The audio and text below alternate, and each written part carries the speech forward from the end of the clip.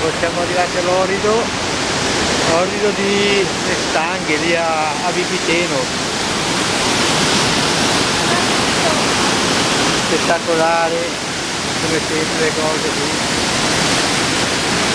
Fiorella comincia a avere freddo, paura e fame. E fame.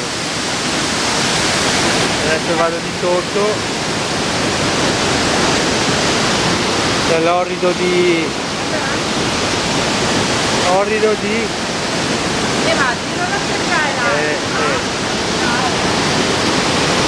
può anche da camminare,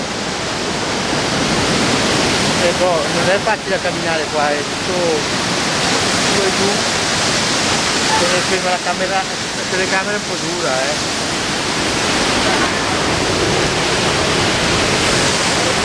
cazzo quello che posso.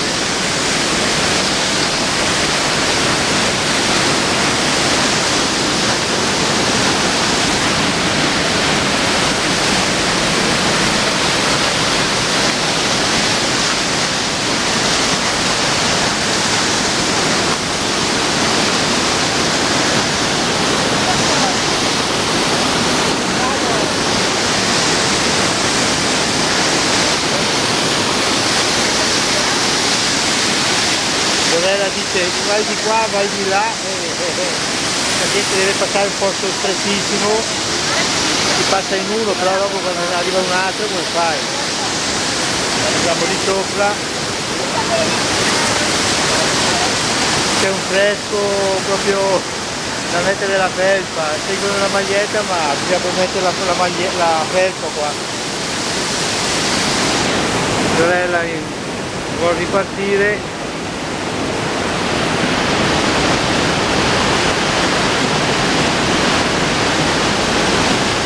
Che va su,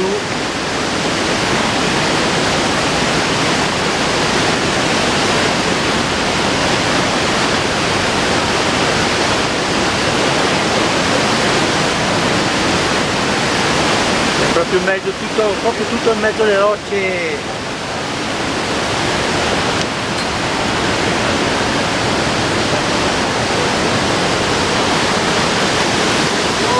C'è persino le rocce scavate nella roccia per riuscire a camminare.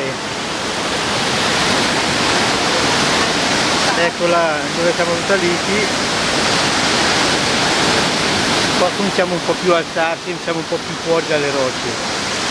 Però per modo di dire, Ecco la gente che scende, adesso saliamo. Ok, ci vediamo dopo.